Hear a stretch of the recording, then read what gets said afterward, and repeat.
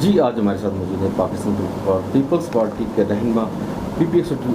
152 کے ticket holder عارف ظفر صاحب۔ جی عارف ظفر صاحب، آج بات کریں گے عمران خان کی نااہلی کے حوالے سے عدالت 22 تاریخ کو کیا فیصلہ دیتی ہے۔ آئیے عارف ظفر صاحب سے پوچھتے ہیں کہ ان کی کیا رائے ہے، وہ کیا کہتے ہیں اس بارے میں۔ جی عارف صاحب۔ بسم اللہ الرحمن الرحیم۔ جیسا کہ آپ کو معلوم ہے کہ پاکستان کے اندر 2008 سے لے کے 2018 تک جو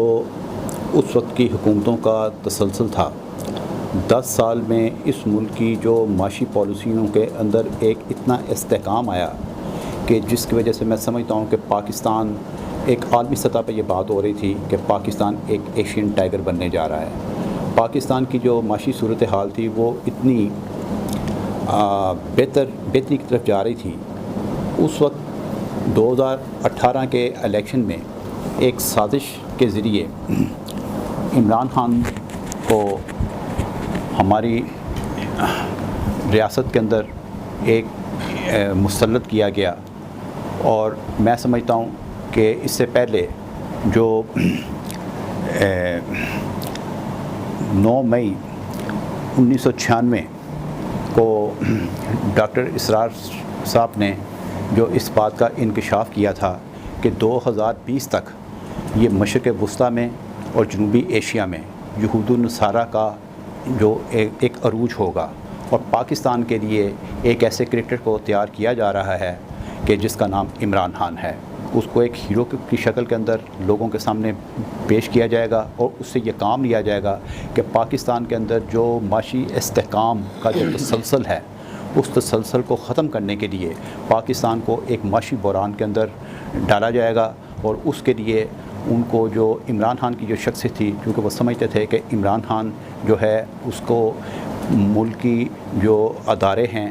ان کے ساتھ ایک تو ٹکراؤ کی پالیسی کرنے کا اس کو بہت ایک فن آتا ہے، دوسرا اس ملک کے اندر جو معاشی عدم استحکام کے لیے انہوں نے کہا اس کا بہترین ایک انتخاب ہے، اور میں سمجھتا ہوں کہ وہ اس مقصد کے اندر کامیاب رہے۔ اور یہ حکیم سعید اور ڈاکٹر اسرار کی جو پیشین گوئی تھی وہ اس کے اندر ہمیں صداقت نظر آنی شروع ہو گئی، کیونکہ پاکستان کو ذوالفقار علی بھٹو شہید نے ایک ایٹمی طاقت کے طور پر عالمی سطح پر منوایا تھا، لہٰذا وہ سمجھتے تھے کہ پاکستان کے اندر اگر اس میں اس کی کوئی تباہی کا کوئی باعث بن سکتا ہے تو وہ اس میں معاشی عدم استحکام ہو سکتا ہے، اور معاشی عدم استحکام کے ساتھ اس ملک کے اندر سیاسی عدم استحکام کی بھی فضا پیدا کی جائے گی۔ آپ نے دیکھا ہوگا کہ 2018 سے جب عمران خان کی فیک گورنمنٹ، ایک ناجائز حکومت کو جب ہمارے اوپر مسلط کیا گیا، اور یہ تاریخ اس بات کی گواہ ہے کہ جیسے ان الیکشن کے دنوں جیسے وہ انتخابی داندی کی گئی اور جو تاریخ کی بدترین ہارس ٹریڈنگ کی گئی، اس میں وفاق اور پنجاب کے اندر ان کی حکومت کو قائم کیا گیا، اور اس کے اندر وہ عناصر ملوث ہیں جو پاکستان کے خیر خواہ نہیں ہیں۔ اور انہوں نے جس وقت عمران خان کو 4 سال یہاں پر حکومت دی، اس کے نتیجے کے اندر یہ ہوا کہ اس ملک کے اندر سیاسی عدم استحکام کی فضا پیدا کی گئی، اور اس کے نتیجے میں معاشی عدم استحکام پیدا ہوا، اور آج اس کے نتائج آپ کے سامنے ہیں۔ وہ پاکستان کی 70 سالہ تاریخ کے اندر اتنا قرضہ نہیں لیا گیا جتنا کہ عمران خان کی 4 سالہ دور حکومت کے اندر قرضہ لیا گیا، اور ایک مصنوعی طریقے سے جو مہنگائی ہے اس کو رکوانے کی کوشش کی گئی، اور اس میں دوسری جانب یہ دیکھیں کہ اس کے اندر اس قسم کے ایگریمنٹ IMF کے ساتھ سائن کیے گئے کہ جس میں پاکستان کا جو معیشت ہے اس کا درم تختہ ہو گیا، جبکہ میں سمجھتا ہوں کہ جو موجودہ حکومت ہے جس وقت اس کو ایک آئینی طریقے سے عمران خان کے خلاف عدم اعتماد لے کر جس وقت وہ آئی تو ان کے سامنے اس وقت بہت زیادہ چیلنجز تھے۔ اس میں ایک تو یہ تھا کہ یہ عمران خان کی جو پالیسیوں کا جو تسلسل تھا، ایک تو وہ عوام کے سامنے یہ چیز رکھتے کہ اس وقت انتہائی سنگین جو معاملات ہیں وہ اس کے اندر اس شارٹ ٹائم کے اندر ابھی ہم اس پوزیشن میں نہیں ہیں کہ جس سے اپنی معاشی پالیسیوں کے اندر ہم استحکام پیدا کر سکیں اور جس سے عوام کو ریلیف مل سکے۔ دن بدن آپ نے دیکھا کہ معیشت کی صورتحال جو ہے وہ اس میں بگاڑ پیدا ہوتا گیا۔ اس وقت جو PDM کے اندر جو جماعتیں تھیں انہوں نے اپنی سیاست کو داؤ پہ لگایا اور اس ریاست کو بچانے کے لیے انہوں نے یہ ٹاسک کو جو ہے نا وہ قبول کر لیا. اور آپ یہ دیکھیں کہ یہ جو سارا جو اس کا جو معاملات چلتے رہے, پاکستان کے اندر ایک بہت بڑا ڈیزاسٹر ابھی پچھلے دنوں سیلاب کی صورت میں آیا. چیئرمین بلاول بھٹو نے عمران خان سے یہ کہا کہ اس صورتحال کے اندر ابھی ہم سیاست کو پس پش رکھ کے اس ملک کے اندر جو ڈیزاسٹر ہوا ہے, جو اس میں ملک میں جو لوگوں کے لیے آفت آئی ہے, قدرتی آفت کا وہ شکار ہوئے ہیں, تو اس کے اندر آپ اپنا کردار اس قسم کا ادا کریں کہ جس میں لوگوں کے سامنے ہم ایک امید کا مرکز بنیں. اور چیئرمین بلاول بھٹو زرداری نے ان کو یہاں تک کہا کہ پہلے آپ انسان بنیں, بعد میں آپ سیاستدان بنیں. لیکن آپ نے یہ دیکھا کہ اس بگڑتی ہوئی صورتحال میں بھی عمران خان صاحب نے اپنے جو سیاسی پاور شو کیے اور اس میں بجائے اس کے پر لوگوں کو ایک ریلیف ملتا, لوگوں اس قسم کی ملک کے اندر سیاسی فضا پیدا کیے رکھی کہ جس کے نتیجے میں لوگوں کے جذبات سے کھیلا گیا اور لوگوں کو اس بگڑتی ہوئی صورتحال کا ایک نیگیٹو جو پہلو جو ہے وہ دیا گیا. اور جس وقت وہ اپنے جلسوں میں یہ بتاتے رہے کہ آج جو مہنگائی جس عروج پہ ہے, میرے وقت کے اندر جو مہنگائی تھی اس کی شرح یہ تھی, لیکن عمران خان صاحب کو یہ بھی بتانا ہوگا کہ جس وقت انہوں نے 2018 میں حکومت سنبھالی تھی اس وقت ڈالر کا ریٹ 128 روپے تھا, تو جس وقت انہوں نے حکومت چھوڑی تو اس وقت ڈالر کا ریٹ 180 تھا. اسی طریقے سے آپ یہ دیکھیں کہ تمام اشیاء ضرورت جو تھیں ان کے جو ریٹ کے اندر 2 گنا اس میں اضافہ عمران خان کی حکومت میں ہوا. یہ انہی کی وہ پالیسیوں کا تسلسل تھا کہ جس کی وجہ سے یہ وہ سنگین مسائل کا جو سامنا ہے وہ کرنا پڑا. اور جس وقت کوئی قومی لیڈران, جس وقت کوئی ملک کے لیے اپنا جو ہے وہ کچھ اس قسم کی وہ ایفرٹس کرتے ہیں, جیسے ابھی پچھلے دنوں آپ نے دیکھا ہوگا کہ جناب قومی اسمبلی کے اسپیکر راجہ پریشر صاحب کینیڈا تشریف لے گئے, اور وہ ایک یعنی کہ ایک ایسا فورم تھا کہ جس کے اندر وہ کوئی بھی حکومت ہوتی اس کے اندر وہ اسپیکر کانفرنس تھی, اس کے اندر اس کو شرکت کرنی تھی, لیکن اس کو بھی میڈیا میں انہوں نے اتنا نیگیٹیولی اس کو وہ طریقے سے پیش کیا کہ جی وہ ایک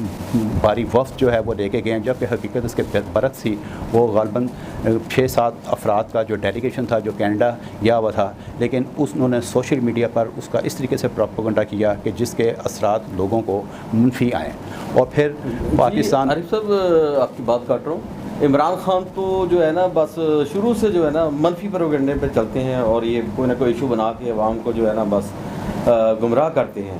کوئی بھی حکومت ہو وہ یہی کہتے ہیں کہ یہ چور ہے, ڈاکو ہے, پکڑ لیں, مار دو, یہ کر دو, وہ کر دو, لیکن یہ خود کچھ نہیں کرتے, یہ منفی پروپیگنڈا ہی کرتے ہیں. بالکل صحیح کہا آپ نے, یہ خود کچھ نہیں کرتے. دیکھیں ارشد صاحب, ان کی حکومت میں انہوں نے کیا کیا؟ دیکھیں ارشد صاحب, بات یہ ہے کہ یہ ایک بڑی طویل بحث ہے. میں یہ کہتا ہوں کہ دیکھیں یہ جس وقت اپنے جلسوں میں یہ اس قسم کا وہ حوالہ دیتے ہیں کہ آپ صلی اللہ علیہ وسلم ان کی جو صاحبزادی ہے ان کے متعلق انہوں نے کہا کہ اگر یہ بھی یعنی کہ کوئی ایسا ایکٹ کرے گی تو میں اس کو بھی معافی نہیں دوں گا. لیکن یہی سوال میں ان سے کرتا ہوں کہ ان کے اپنے نامزد چیف جسٹس ثاقب نثار نے جس طرح ان کی ہمشیرہ کو وہاں اس کرپشن کے الزام میں جرمانہ کر کے جب ان کو یہ ریلیف دیا تھا تو اس کے اوپر انہوں نے اپنی جو ہمشیرہ تھی اس کے بارے میں ان کا موقف کیا تھا. یہ جن لوگوں نے ان کے دور حکومت میں جو کرپشن اپنے عروج پہ جنہوں نے کی, ادویات کی شکل میں, آئل کی شکل میں, آٹے کی شکل میں, چینی کی شکل میں, ضروریات زندگی کی جو تمام اشیاء ہیں جو لوگوں کی ریچ سے باہر ہو گئیں, اس کے متعلق مجھے ایک وہ کیس ایسا بتائیں کہ جو اپنے جلسوں میں یہ بتائیں کہ انہوں نے جس بندے نے اس کے اندر یہ ملوث ہوئے میں نے ان کے ساتھ یہ سلوک کیا. اور دوسری بات یہ ہے کہ جن کو یہ چور ڈاکو کا جو لفظ یہ استعمال کرتے ہیں, یہ پہلی بات تو یہ ان کے یہ منصب ان کو یہ زیب نہیں دیتا کہ جس قسم کی یہ باتیں کریں کہ یہ پرائم منسٹر کے وہ عہدے پہ رہے ہیں. ان کو اپنے الفاظ کے اندر اس قسم کے جو ہے نا وہ الفاظ استعمال کرنے چاہیے کہ جس کا ایک منفی جو پہلو جو ہے نا لوگوں کے سامنے نہیں آنا چاہیے. ہاں اگر آپ نے کسی کو یعنی کہ کسی القاب سے کہنا ہے تو کچھ اس انداز سے کریں کہ جس میں آپ کی زبان سے یعنی کہ یہ تاثر نہ ملے کہ آپ ایک بازاری زبان استعمال کر رہے ہیں. آپ پرائم منسٹر کے عہدے پہ ہیں, آپ اپنے منصب کو ملوز خاطر رکھیں, ملوز خاطر رکھیں. لیکن نہیں, ایسا نہیں کرتے. وہ کہتے ہیں بس میں ہی صرف جو پاکستان کو بہتر چلا سکتا ہوں, باقی کوئی سیاسی جماعت اس قابل نہیں ہے, سب چور ہیں, ڈاکو ہیں. وہ کہتے ہیں کہ اگر میرے ساتھ مل جائیں گی جماعتیں تو وہ جو ہے نا وہ بالکل صاف شفاف ہو جائیں گی، ورنہ ان کے ساتھ ملیں گی تو وہ چور ڈاکو ہیں. اب آپ یہ دیکھیں نا، ابھی انہوں نے پنجاب کی جو حکومت بنائی ہے جس کے متعلق یہ ہم لوگ تو نہیں کہتے، یہ تو ان کے اپنے الفاظ ہیں. پرویز الہی صاحب کے بارے میں جو انہوں نے کہا کہ یہ پنجاب کا سب سے بڑا ڈاکو ہے، تو جس وقت اپنا سیاسی مفاد کا ان کا تھا تو انہوں نے اس کی تشریح میں رکھ کے اس کو وزارت اعلیٰ کی جو ہے نا وہ آفر کی کہ آپ اس پنجاب کے وزیر اعلیٰ بنیں. اور اس وقت یعنی کہ آپ یہ دیکھیں کہ شیر رشید کے بارے میں جس قسم کے وہ الفاظ کہتے تھے، شیر رشید کو انہوں نے اپنا فرنٹ مین کے طور پہ اپنی حکومت کے اندر رکھا ہوا تھا. اور اسی طریقے سے ان کے تمام جو وزراء ہیں جو کہ رپورٹڈ کیس ہیں، جن کے یعنی کہ یہ ہیں کہ جو کرپشن کے اندر ملوث ہیں، ایک مجھے کیس وہ بتا دیں. اور پھر سب سے بڑی بات یہ کہ اپنی حکومت کی کوئی کارکردگی بتائیں لوگوں کے پاس جا کے کہ میں نے یعنی کہ وہاں پہ کوئی اس قسم کی میں نے اچیومنٹس کی ہیں. یہ جو اس ملک کے اندر بتاتے تھے کہ اس ملک کا جو شرح نمود ہے وہ میرے وقت کے اندر 4.5 تھا، وہ بالکل جھوٹ کے اوپر منحصر ہے. جبکہ حقیقت یہ ہے کہ افغانستان جیسا ملک جو ہے اس کی شرح نمود پاکستان سے زیادہ تھی، اور پاکستان میں ان کے دور حکومت میں شرح نمود منفی میں رہا ہے. اور انہوں نے معیشت کی جو صورت حال جو کی ہے، اب ان کی جو کارگزاری ہے وہ جو موجودہ جو حکمران ہیں جن کے پاس یعنی کہ ایک یہ تھا آپشن کہ پاکستان کی ریاست کو ہم نے بچانا ہے، ہم نے اپنی سیاست کو نہیں بچانا، ان کے سامنے یہ اتنی خطرناک صورتحال یہ پیدا کر کے گئے ہیں. پاکستان کے اندر 70 سال کے اندر اتنا بگاڑ پیدا نہیں ہوا جتنا 4 سال کے اندر انہوں نے بگاڑ پیدا کیا. اب ظاہری بات ہے کہ جس وقت یہ اتنا بڑا بگاڑ پیدا کر کے گئے ہوں گے تو ان سارے معاملات کو درست کرنے کے لیے وہ اس کے لیے ان کو کچھ وقت درکار ہے. میں یہ چاہتا ہوں کہ عمران خان صاحب اپنی جو بیڈ گورننس ہے اس کے اوپر قوم سے معافی مانگیں اور وہ لوگوں کو اصل حقائق بتائیں کہ یہ جو آج ملک جس گرداب کے اندر پھنسا ہوا ہے یہ ان کی پالیسیوں کا تسلسل تھا، اور یہ ہمارے لیے ایک اتنی چیلنجنگ صورت حال ہے. انشاءاللہ تعالیٰ عوام کے تعاون سے اور اداروں کی انشاءاللہ تعالیٰ جو کارکردگی ہے ان سے ہم یہ توقع کرتے ہیں کہ عمران خان صاحب کے متعلق میں ایک لفظ کہوں گا کہ عمران خان صاحب پاکستان کی سیاست میں حرف مقرر ہیں. ان کا پاکستان کی سیاست کے اندر کوئی ایسا کردار نہیں ہے کہ جس کے اندر ان کو ہم یہ کہیں کہ ان کا ایک ایسا قائدانہ ان کا کوئی کردار ہے. ان کا مکمل جو ان کا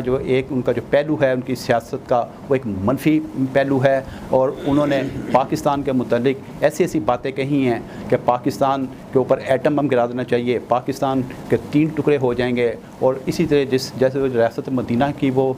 دعوے دار بنتے ہیں، انہوں نے اپنے خطاب میں یعنی کہ اس قسم کی باتیں کہی ہیں نعوذ باللہ کہ میں آپ لوگوں کو رسول پاک صلی اللہ علیہ وسلم کی سیرت سے نکالنا چاہتا ہوں. انہوں نے اس قسم کی باتیں کہی ہیں کہ جس میں یہ یہاں پر 1,40,000 انبیاء جس کا نالج یہ ہو کہ جس کو یہ پتہ نہیں ہے کہ 1,26,000 انبیاء کا جو تذکرہ ہے وہ 1,40,000 سے وہ کر رہا ہے، تو وہ اس نے کیا ریاست مدینہ اس نے کیا قائم کرنی، اس کے پاس تو نالج ہی نہیں ہے، مذہبی نالج نہیں ہے. اور مزاروں پہ جا کے سجدے کرنا یعنی کہ یہ اتنا غیر شرعی اتنا شرک والا یہ عمل ہے کہ یہ اللہ تعالیٰ کو ناپسند ہے. اور یہ پتہ نہیں ان کو کون سے لوگ ہیں جو اس قسم کے وہ معاملات وہ بتاتے ہیں. آپ ان کا وہ نماز کا طریقہ دیکھیں، نماز کے دوران جو اس کے اندر جو خشوع وضو کا جو ایک ہوتا ہے آپ دیکھیں، اس کا کلپ دیکھیں کہ نماز کے دوران وہ اپنے رومال سے اپنا چہرہ صاف کر رہے ہیں اور وہ اس وقت نماز کی ادائیگی کر رہے ہیں. اور پھر اس کے علاوہ آپ دیکھیں دھرنے کے دوران جو انہوں نے وہاں پر عید کا جو نماز ہوئی تو خطبے کے بعد جس وقت وہ عید ملی جاتی ہے اس سے پہلے ہی انہوں نے امام جو تھے طاہر القادری ان کے ساتھ وہ گلے ملا. ان کو یہ بھی نہیں پتا کہ مجھے کس موقع کے اوپر یعنی کہ نا یہ عید ملنے کا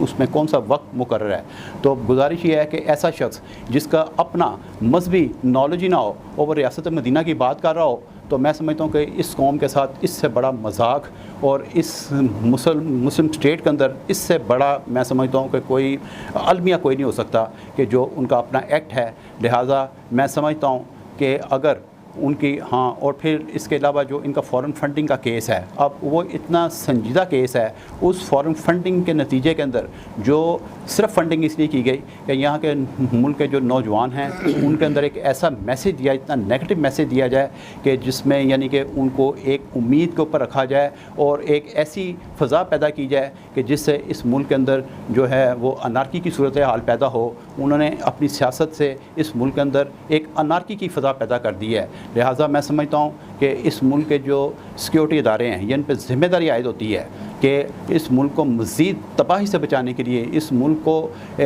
سیاسی عدم استحکام سے بچانے کے لیے، اس ملک میں معاشی استحکام کے لیے عمران خان کے کردار کو ان کو ختم کرنا ہوگا۔ اگر یہ خدا نہ خواستہ یہ عمل جاری و ساری رہا اور انہوں نے صرف اس کی آڑ کے اندر اپنی سیاست چمکانے کی کوشش کی تو خدا نہ خواستہ پاکستان کو ناقابل تلافی نقصان ہو سکتا ہے۔ لہٰذا میں سمجھتا ہوں کہ پاکستان کو بچانے کے لیے ایک میچور جو پولیٹکس ہے اور ایک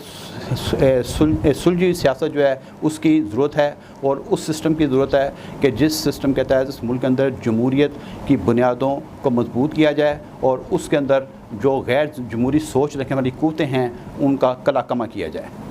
کیمرہ مین فرحان شیخ کے ساتھ Arshad Ansari, city one news, Lahore.